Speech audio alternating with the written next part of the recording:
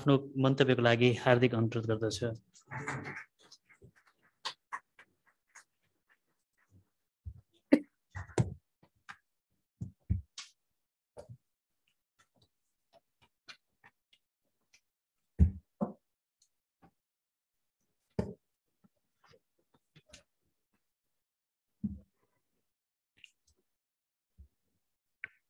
Nepal chartered accountant संस्थाको यो 9औं परिषदको शपथ ग्रहण कार्यक्रमका सभा अध्यक्ष तथा निवर्तमान अध्यक्ष मदन कृष्ण शर्माज्यू, यस कार्यक्रममा पाल्नुभएका मान्य महालेखा परीक्षक मान्य टङ्कमणि शर्माज्यू र त्यसै गरी अर्का अतिथि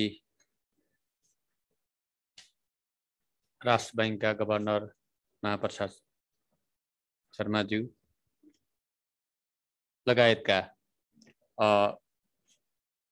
निर्वाचित अध्यक्ष युद्धराज ओली लगायतका समस्त उपाध्यक्ष लगायतका सबै निर्वाचित प्रतिनिधिहरू, पूर्व अध्यक्षज्यू लगायतका सबै उपस्थित महानुभावहरूलाई हार्दिक नमस्कार अभिवादन।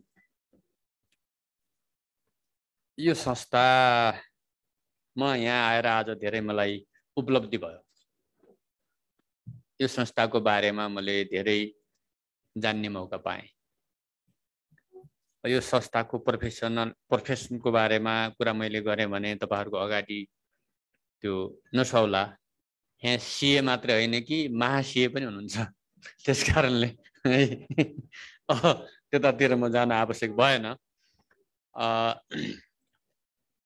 मात्रै म के कुरा राख्न चाहन्छु भने सबभन्दा पहिले त नवनिर्वाचित अध्यक्ष, उपाध्यक्ष र परिषद सदस्य हैन पार्षदज्यूहरूलाई हार्दिक बधाई तथा शुभकामना भन्न चाहन्छु र कार्यकाल सम्पन्न गरेर हस्तान्तरण गर्नुहुने अध्यक्षज्यू, उपाध्यक्षज्यू, उतासित अध्यक्ष हुनुभयो पार्षदज्यूहरूलाई पनि म शुभकामना बधाई भन्न चाहन्छु, किनभने आफ्नो भूमिका राम्रोसँग पुरा गर्नुभएको छ।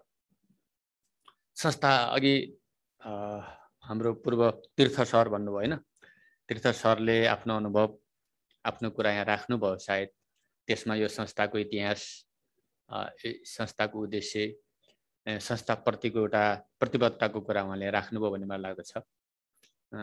प्रारम्भमा संस्थाहरू सरल ढङ्गले निर्माण हुन्छन् र त्यसको विकास क्रमसँगै चुनौती र जटिलताहरू थपिँदै जान्छ। आज हरेक संस्थाको अगाडि हो, त्यो राज्यको अगाडि भन्नुहोस् वा विभिन्न संस्थाको अगाडि भन्नुहोस्, ती सबै चुनौतीहरू थपिँदै जाने हो। आवश्यकता के हो त भन्दा ती नयाँ चुनौतीहरूलाई सामना गर्ने व्यवस्थापकीय क्षमता, कला, ज्ञानको आवश्यकता हो। त्यति मात्रै कुरा हो। चुनौती एकपछि अर्को बढ्दै जाने हो।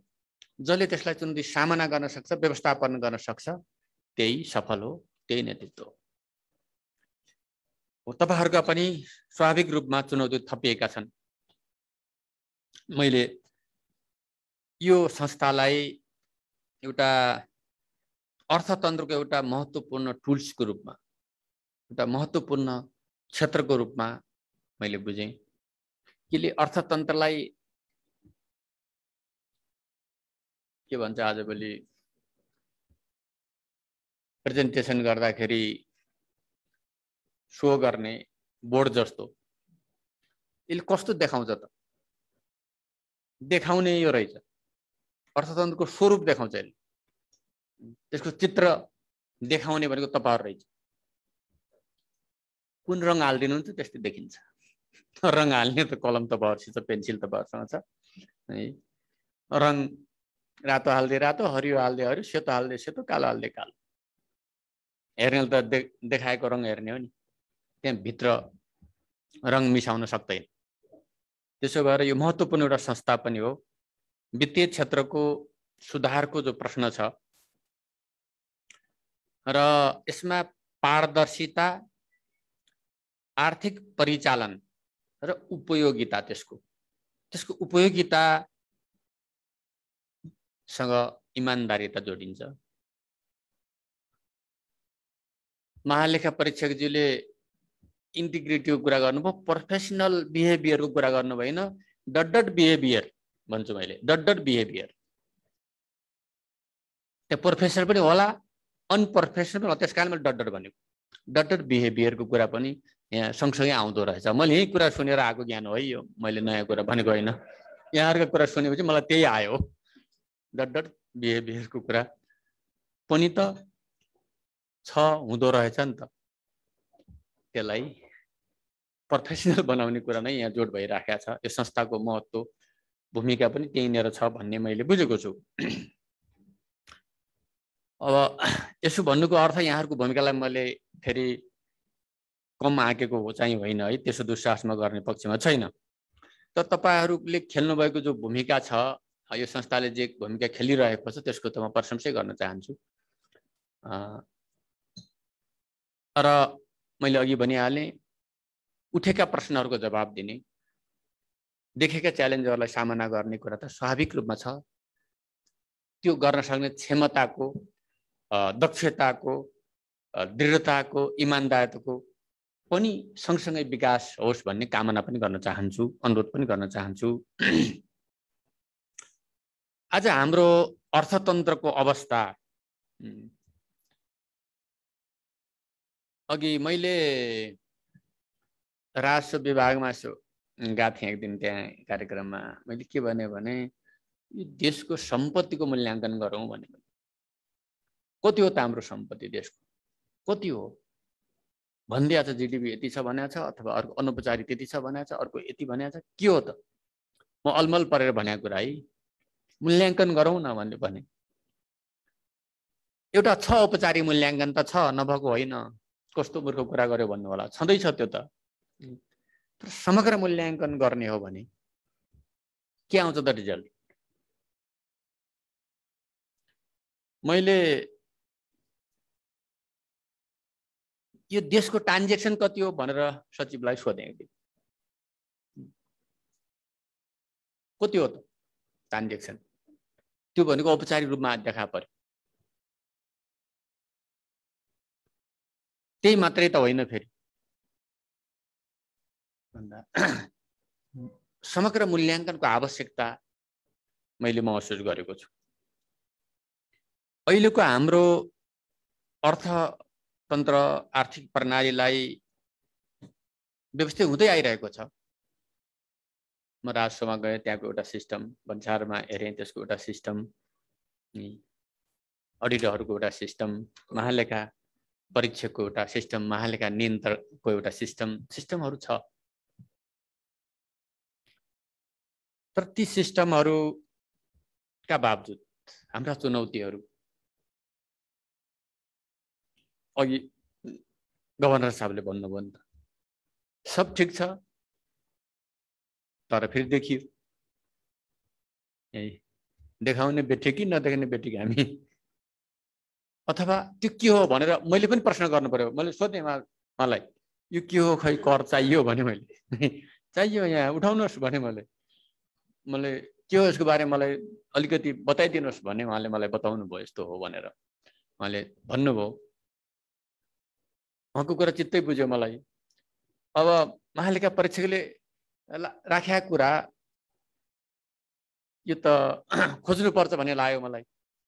मैले खोजेँ, खोज्दै पनि छु अझै, त्यो मैले स्थगित गरेको छैन, छोड्या छैन है महालेखा परीक्षकज्यू।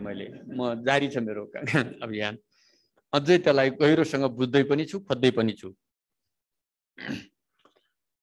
मुख्य कुरा हाम्रो अहिले के हो त आर्थिक प्रणाली भन्दाखेरि पारदर्शिता र जवाबदेहिता नै हो। कसरी निर्माण गर्न सक्छौँ त हामी? पारदर्शी कसरी बनाउन सक्छौँ, जवाबदेही कसरी बनाउन सक्छौँ, त्यसको सही उपयोग कसरी गर्न सक्छौँ, सही उपयोगको पनि कुरा छ।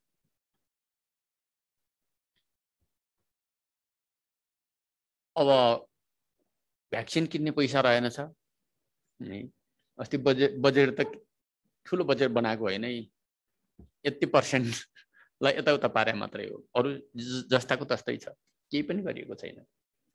तै पनि केही त सम्बोधन गर्नु पर्यो भन्दा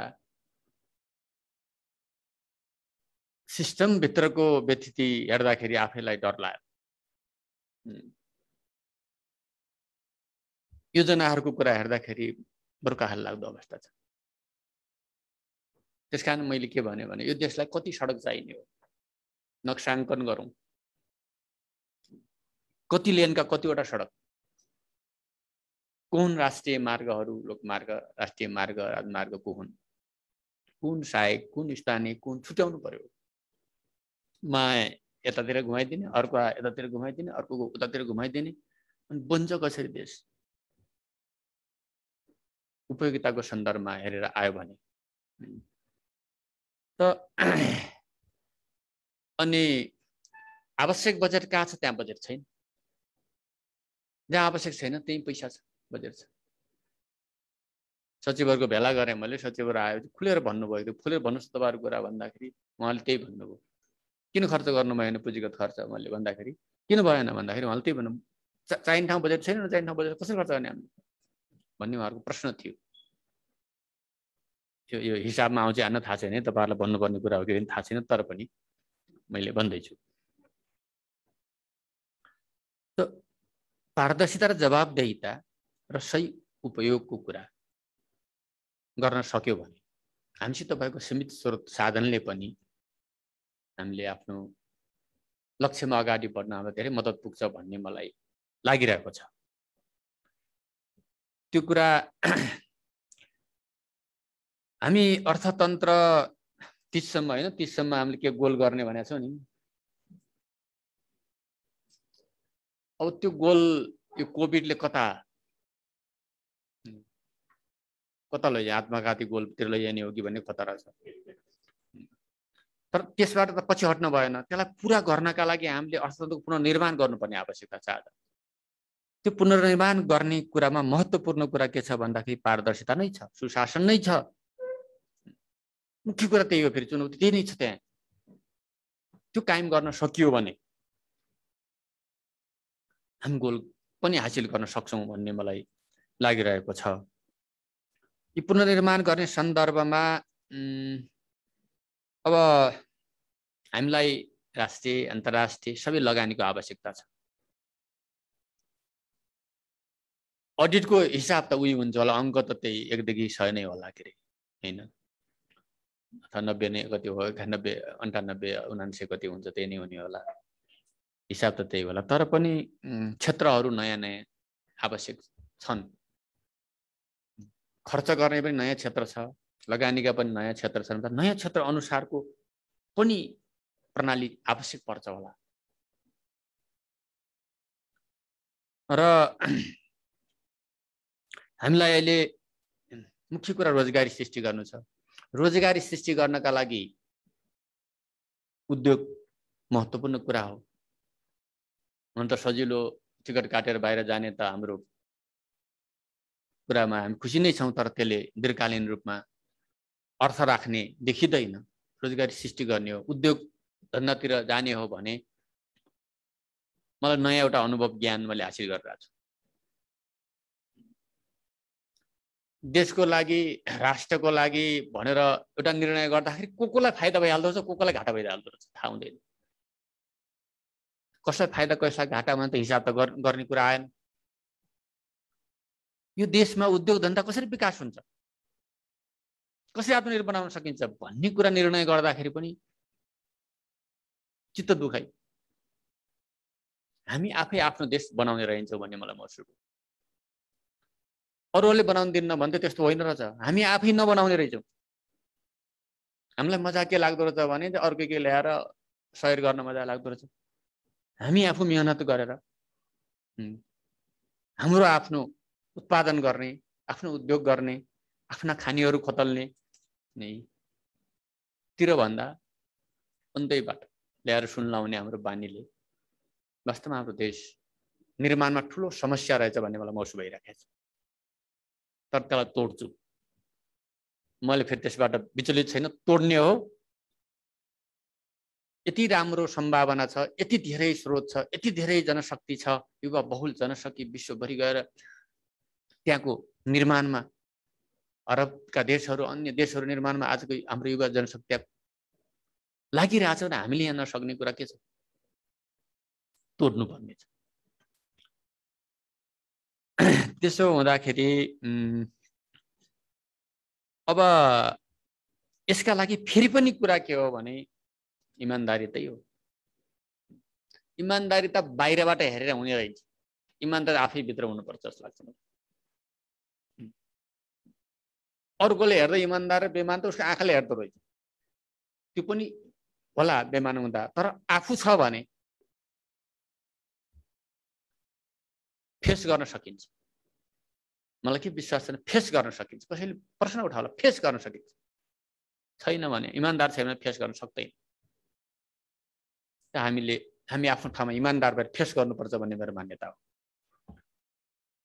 अब हाम्रो अहिलेको अनौपचारिक अर्थतन्त्रलाई औपचारिक क्षेत्रमा ल्याउन चाह्यो भने हाम्रै संयन्त्रले मान्दो रहन्छ। महालेखा परीक्षकज्यूलाई यो राम्रो अनुभव छ, अर्थ मन्त्रालय चलाउन आउनु भएको। हाम्रै संयन्त्रले मान्दो रहन्छ। यहाँ पो छ त समस्या। आउन चाहन्छ, आउनको लागि त सजिलो ढोका खोलिदिनु पर्यो नि, सरल बनाइदिनु पर्यो, तब न आउँछ। बन्द गरिदिने, गाह्रो बनाइदिने, अप्ठ्यारो बनाइदिने, तर्साइदिने, अनि किन आउँछ? ढोका खोलिदियो भने सजिलै आउने देखिन्छ, सबै आउँछ। तर हामीले यसरी यस्तो बनाइदिने नीति, यस्तो बनाइदिने ऐन कानुन पस्नै नपाउने, अनि तपाईहरुलाई दुःख, हिसाब मिलाउन तपाईहरुलाई दुःख। त्यो धेरै दुःख हुनेवाला थिएन। अब सीहरूलाई दुःख छ अहिले, किन त्यो हिसाब मिलाउनु पर्यो। सरल बनायो भने धेरै कुरा अगाडि बढ्ने मैले देखेको छु। अब मैले अहिले नयाँ बजेट बनाएको पनि होइन, कुनै ठुलो परिवर्तन 3% पनि पुगेको छैन, त्यतिलाई यताउता बनाएको। त्यो पनि बजेट झिकेर कसैको हटाइदिया पनि छैन, हटाइदियो भनेर रुनु कराउँछ कसै, मलाई चला पनि छैन। आफ्नै रिस्क मैले अलिकति रासो बढाएर त्यसैलाई यताउता पारेको मात्रै।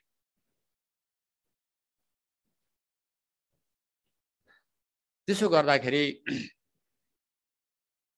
तपाईहरुलाई यहाँ भन्नु पर्यो, भोलि तपाईहरुलाई भन्दाखेरि अझ सहज होला।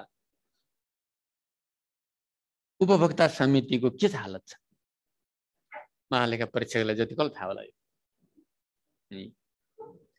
त्यो संस्था आज भएपछि न भोलि हुन्छ, न पर्सि हुन्छ, न कुनै भोलि खोज्न पाइन्छ, न भेट्न पाइन्छ, पाइँदैन, सकिँदैन। त्यसलाई सिस्टममा लैजानका लागि मैले के भने श्रम सहकारी, पहिला पनि कुरा भएको थियो, श्रम सहकारी जो संस्था हुन्छ, दर्ता हुन्छ, जो रहिरहन्छ। श्रम सहकारीहरू जसले श्रमिकहरूलाई सङ्गठित गरोस्, श्रमिकहरूलाई सङ्गठित गरेर उनको क्षमता प्रयोग गरेर काम पनि गरोस् र श्रमिकहरू सप्लाई पनि गरोस्, दक्ष पनि बनाओस् भन्ने उद्देश्यले श्रम सहकारी मार्फत काम गर्ने। हिजो उहाँहरू सचिव हुने बेला 1 करोडसम्म दिनुभएको थियो। त्यो 1 करोडको आज मूल्य कति छ त? त्यो 10 करोड भइसक्यो, कुरा त्यति हो। 10 करोडसम्म त्यसलाई काम गर्न दिने भन्दा ठुलो हल्ला।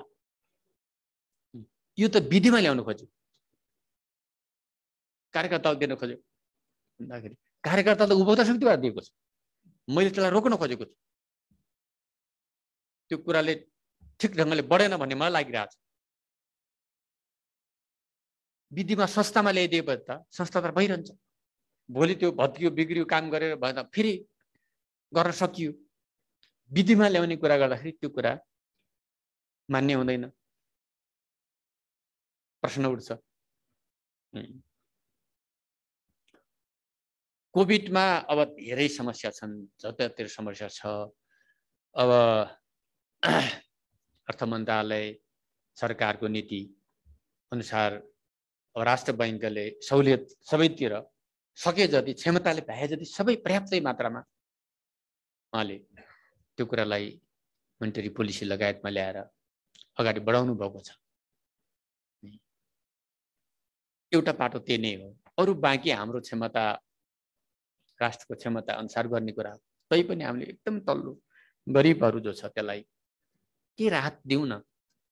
यो नयाँ एउटा सिकाइ पनि हुन्छ र उनलाई पनि त्यसले धेरै पुग्ने त होइन, तर पनि सङ्कटको बेला सरकार राज्यले सम्झियो है गरिबलाई सम्झिँदो रहेछ भन्ने त होस् भनेको। त्यसको लागि विभिन्न इन्टिग्रेट त्यो ऊहरू आँकडाहरू भनौँ न राखेर कसरी दिने भनेर एउटा व्यवस्थित बनेको छ।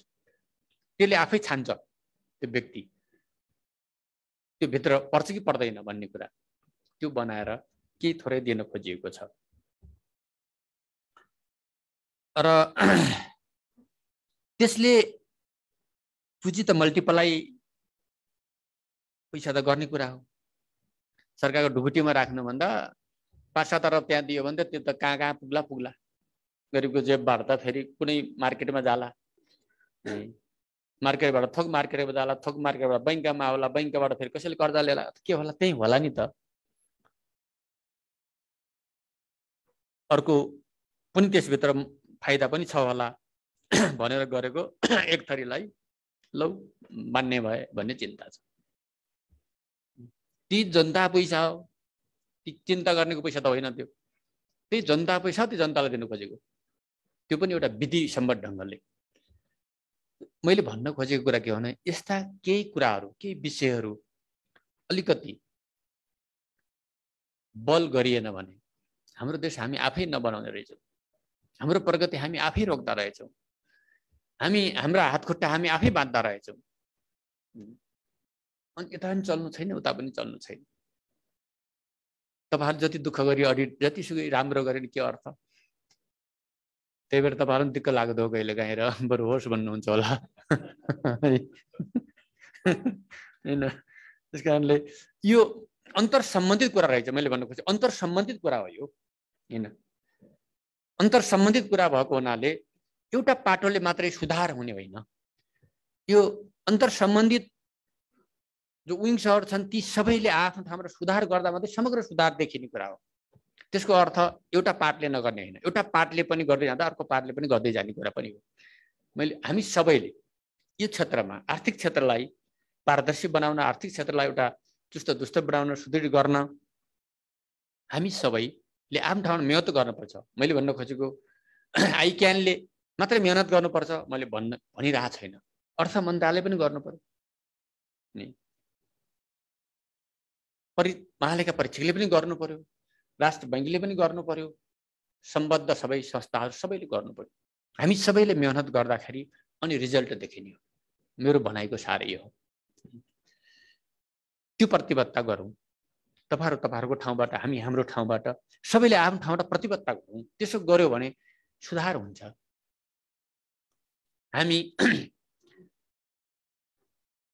अब तीर्थ सरले अघि भन्नुभयो आजको पढाइको कुरा, गुणस्तरको कुरा परिचय हुँदैन अहिले। अब कोभिड लागेको निमा विद्यार्थी यति खुसी छन्, तलका विद्यार्थी झन् यो के अरे ऊ पढाइ अनलाइन पढाइ भनेपछि गेम खेल्न केटाकेटीलाई सबैले गेम खेल्न सिके। नसक्नेले पनि हिजो मोबाइल थिएन, खेल्न पाएका थिएन, अब त गेममै लागिहाल्यो। अर्कोतिर पनि समस्या त आइराखेको छ। पढाइको गुणस्तर, हाम्रो शिक्षाको गुणस्तर, लगानी पनि त छैन राज्यको। राज्यको लगानी पनि शिक्षामा जे हुनु पर्थ्यो त्यो छैन। अन्त गुणस्तर खस्किँदै गएको छ। हाम्रा मूल्य मान्यताहरू स्खलित हुँदै गएका छन्। हाम्रो संस्कृति विकृत हुँदै गइरहेको छ। कसलाई भन्ने हो? मैले कसलाई सुनाउने, तपाईँहरूले कसलाई भन्ने भन्दा हामी सबैले यो कुरा महसुस गर्ने कुरा हो। म आफ्नो ठाउँमा आफूलाई सच्याउन म तयार छु कि छैन? म आफ्नो ठाउँमा निस्वार्थ भावले म काम गर्न तयार छु कि छैन? मलाई सोध्ने कुरा हो नि। अरूलाई सुनाएर त अर्थ छैन। पर्यवेक्षकले हेर्ने कुरा त दोस्रो पाटो, तर पहिले त आफैले गर्नुपर्छ भन्ने लाग्छ मलाई। त्यस कारणले हामी सबैले आफ्नो ठाउँबाट प्रतिबद्धता गरौँ भन्ने कुरा नै म यहाँ राख्न चाहन्छु। अब बेरोजगारीको अवस्था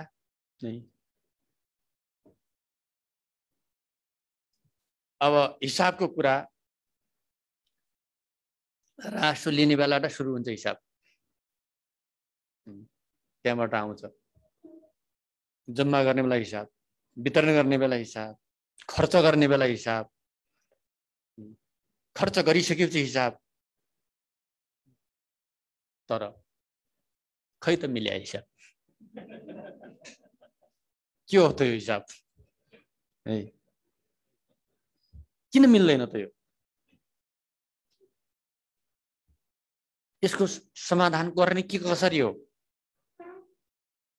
यसको समाधान मलाई यसमा ज्ञान छैन। अब अर्थ मन्त्रालयको सल्लाहकार संस्थाको हैसियतले म तपाईहरुसँग माग गर्न चाहन्छु, दिनुस् फिडब्याक। हिसाब ठिक ढंगले लैजाने के हो? तपाईहरुको क्षमता, तपाईहरुको योग्यता है, त्यो चाहियो। कुनै पनि बेला तपाईहरु अर्थ मन्त्रालयको ढोका तपाईहरुलाई खुला छ, रहिरहन्छ। म सिक्न चाहन्छु तपाईहरुबाट। मैले तपाईहरुबाट सिकिन भने म आफै जान्ने, म जान्दैन त म कसरी जान्ने भने? त्यो तपाईहरुको ड्युटी हो।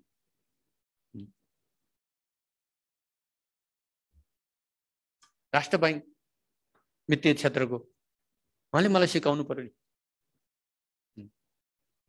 महालेखा परीक्षक उहाँले मलाई सिकाउनु पर्छ। मैले सिक्न नचाहे पो मेरो गल्ती छ। म चाहन्छु भन्दा तपाईहरुले सिकाउनु पर्यो नि अध्यक्षज्यू। यो हिसाब मिल्ने तरिका सिकाउनुस् मलाई।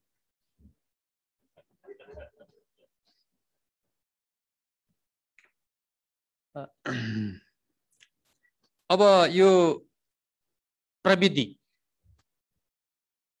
प्रविधिले हामीलाई चलाइसक्यो। सोच्न त हामीले चलाइरहेछौँ भनेका छौँ। फोन छ, त्यो फोनमा हाम्रा कुरा सबै कहाँ पुग्छ पुग्छ। राख्न त हामी राखेका छौँ, तर हाम्रो सबै रिपोर्ट अन्तै गर्छ। हामी कहाँ गयौँ सबैलाई थाहा छ, हामी के बोल्यौँ सबैलाई थाहा छ, हामीले के गर्यौँ यो पनि ठिकै छ, खुला समाज राम्रै हो यो कुरा। तर प्रविधिले हामीलाई चलाउन थाल्यो। प्रविधिलाई चलाउन सक्ने क्षमता चाहियो नि अब हाम्रो। यहाँ छ चुनौती। म अस्ति राजस्व कार्यालय गएको थिएँ, त्यहाँको त्यो सिस्टम हेरेँ। मैले यो साँचो क्वेसन छ मैले सोधेँ क्या म त ज्ञान छैन। यसको मुख्य कुरा कहाँ छ? अहिले त सरकारको हो नि, बाहिर जान्छ अरे क्या डाटा। यहाँ पनि त्यस्तै हो कि डर लागेर मैले सोधेँ कहाँ हुन्छ यसको, कतै गाँसिया छैन छैन, हाम्रो मात्रै हो भन्नुभयो। म त्यो ढुक्क छु, के हो थाहा छैन। अब महालेखा परीक्षकले अडिट गर्नुभएको छ, त्यहाँ ढुक्क होला है। भन्दाखेरि प्रविधि चलाउने क्षमता यदि भएन भने प्रविधिले हामीलाई चलाइदिन्छ। प्रविधि त सहयोगी हुनुपर्ने हो। कमानुले गरिदियो भने के हुन्छ त? मान्छेको मस्तिष्क त सिद्धियो त, काम लागेन त। अनि कहाँ पुग्छ यो समाज, यो दुनियाँ? यो चुनौती आज हाम्रो अगाडि छ नि। अब अरू धेरै कुरामा लामो नगरौँ। बेरोजुको काल लाग्दो अवस्थालाई तपाईँ हामी सबैले मिलेर त्यसलाई एउटा ठाउँमा ल्याउनै पर्यो। अन्य पारदर्शितामा पनि हामी सबै दृढतापूर्वक लागौँ, उपयोगिताको सन्दर्भमा लागौँ। एक दुईटा कुरा मलाई भन्न मन छ। यो हावा भरिएर बढ्ने मूल्यबारे यहाँहरूको के राय छ होला? त्यो राय म लिन चाहन्छु। यसमा धेरै बोल्न पनि मिल्दैन रे, त्यही सिकाएको छन् मलाई। तर हावा भरिएको मूल्य खुस्कियो भने के हुने हो?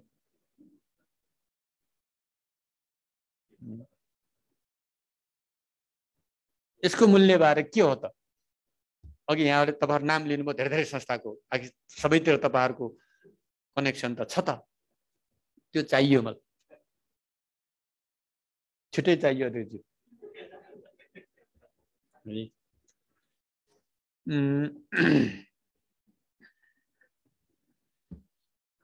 अब यो मैले यहाँ कुरा सुने अघि एउटा कुरा मलाई भन्न मन लाग्यो। कहिलेकाहीँ कानुन व्यवसायी वकिल साथीहरू बस्छु र कुरा सुन्छु कि कुरा सुन्दाखेरि त्यो कानुनको धाराको व्याख्या मिल्दैन। लेख्या एउटै छ, व्याख्या फरक छ।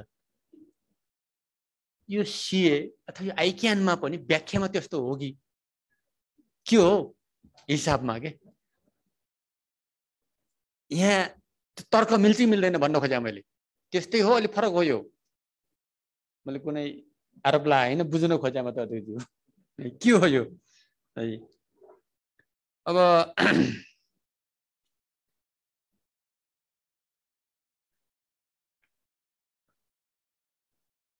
खैर, वित्तीय क्षेत्रको सुधार, पारदर्शिता लगायतका च्यालेन्जहरूलाई तपाईँ हाम्रो संयुक्त प्रयासमा हामी सामना गरौँ र अन्तमा हिसाब गर्दा पिलो अङ्कगणित पढ्दा के अरे शेष अङ्क आउँथ्यो नि, यो एकाउन्टमा शेष अङ्क आउँदैन, आउँछ भने त्यो कहाँ जान्छ शेष अङ्क, मलाई जिज्ञासा छ। धन्यवाद।